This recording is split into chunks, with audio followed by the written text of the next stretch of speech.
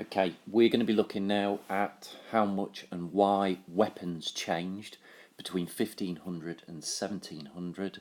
Obviously, previously we've looked at weapons changing in the period 1250 to 1500, and we've probably come to the conclusion that there was little change in weapons during that period. But of course, in the period 1500 to 1700, we're going to see some quite major change as far as weaponry is concerned. During this period, we are going to see gunpowder weapons become the dominant weapon on the battlefield. And obviously this is a major change. Now this is a change that took place gradually but pretty fully. We are seeing guns in this period replacing traditional weapons from the Middle Ages like longbows and crossbows. And by the 1640s, 2/3 of the infantry in English armies were armed with guns, and that proportion was even higher by 1700. So you are starting to see cavalrymen increasingly armed with pistols. You're starting to see artillery on the battlefield, in other words, cannon being used in much larger numbers. And the reason for this change was really down to developments in science and technology. You know, gunpowder had been around for centuries, and we've already looked in the Middle Ages that cannon was used in siege warfare in particular. But they'd never actually become the main weapons in battle until science and technology started to enable guns to be produced that were more powerful and more reliable to use on the battlefield. So in the 1500s, the 16th century, you're starting to see technological innovation come to the fore in weaponry, and you can see this very much in the matchlock musket, which was so named because of the matchlock mechanism that was used to fire the guns.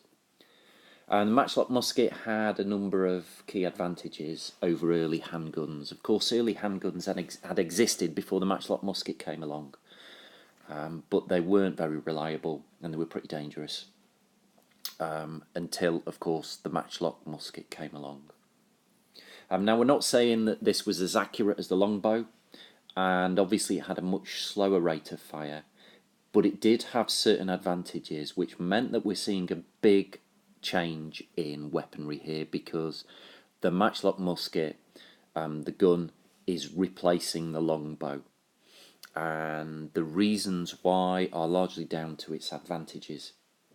Among its advantages are that obviously musket shot could easily penetrate plate armour, even made of the strongest steel, certainly when it was fired within a range of about 100 metres.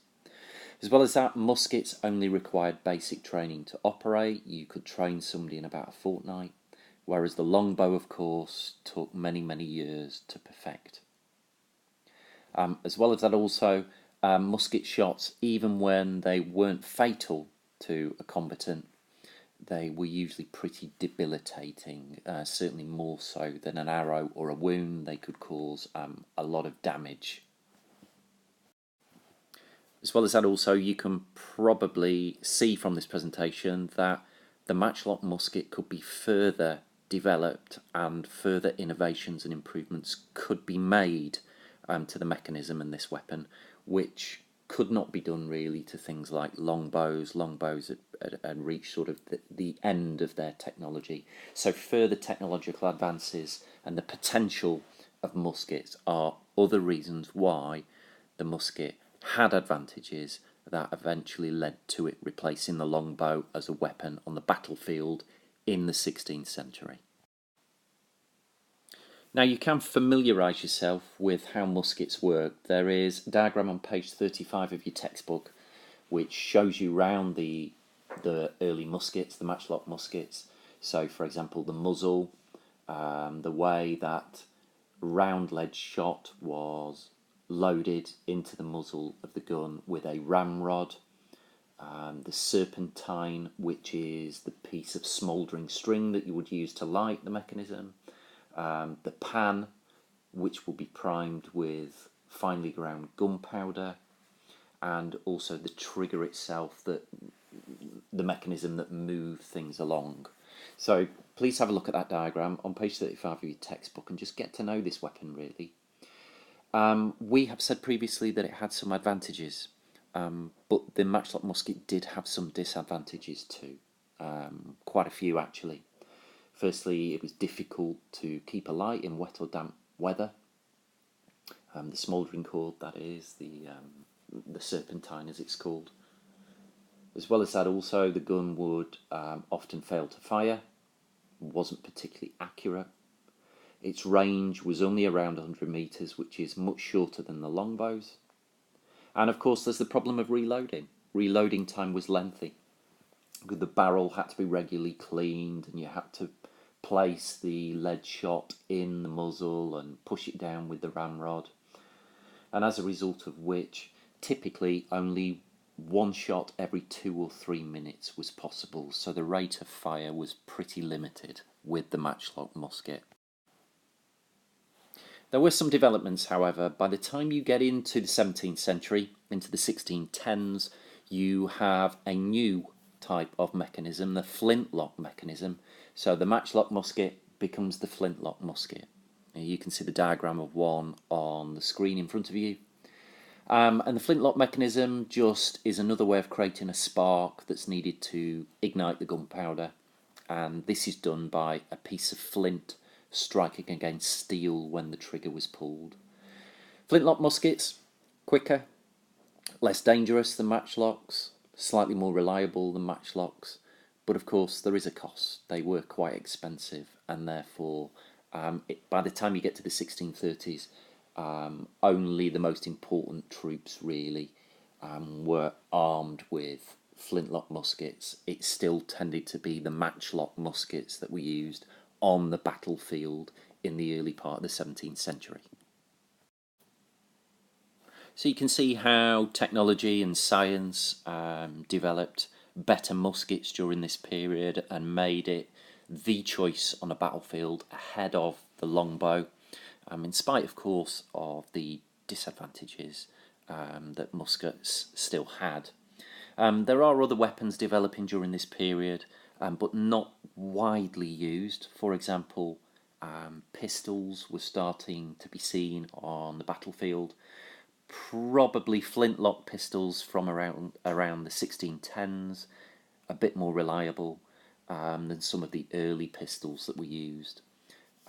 These were obviously pistols smaller, lighter than muskets, shorter barrels. You could operate them with one hand rather than two, so they could be used by cavalry. Having said that though, pistols still remained relatively unreliable during this period. Short range, limited accuracy, so we're yet to see pistols and handguns become something that is commonly used on the battlefield. You're going to get that in later years.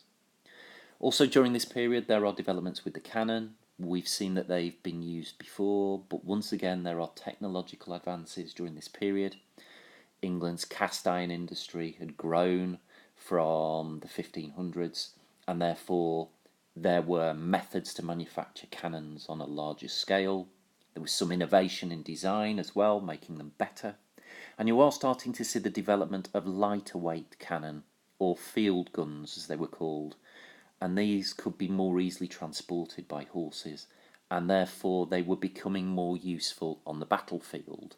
So cannon is starting to play a part on the battlefield as a weapon during this period, but again you're not necessarily going to see their big artillery use till you get into the 1700 to 1900 period. So some pretty major change there in weaponry, particularly the replacement of the longbow by the musket. But at the same time it's important to point out that there is some continuity in weapons during this 200-year period. The matchlock muskets still had limitations and disadvantages, and therefore it took a while for them to replace some of the weaponry that was used. And you still need to be aware that pikes continued to be used in battle. You'll see this in Naseby when we study that. And as well as that, you're still seeing swords being used by cavalry. all right, cavalrymen are maybe starting to carry pistols at this stage, but you've still got those middle-aged weapons of the sword and the pike still being evident on the battlefield during this period, because gunpowder weapons such as muskets, rifles, guns, cannons, etc., you're still not seeing them being developed to a point where they are very effective and very reliable and very accurate. And it's only when that happens that pikes and swords become a little bit useless on a battlefield. So lots of changes, I suppose, in weapons, but some continuity as well. But it's important that you realise that the changes in weapons did have an important impact and did lead to changes in the composition of armies and the tactics that were used on the battlefield, and that's something we will look at in the future.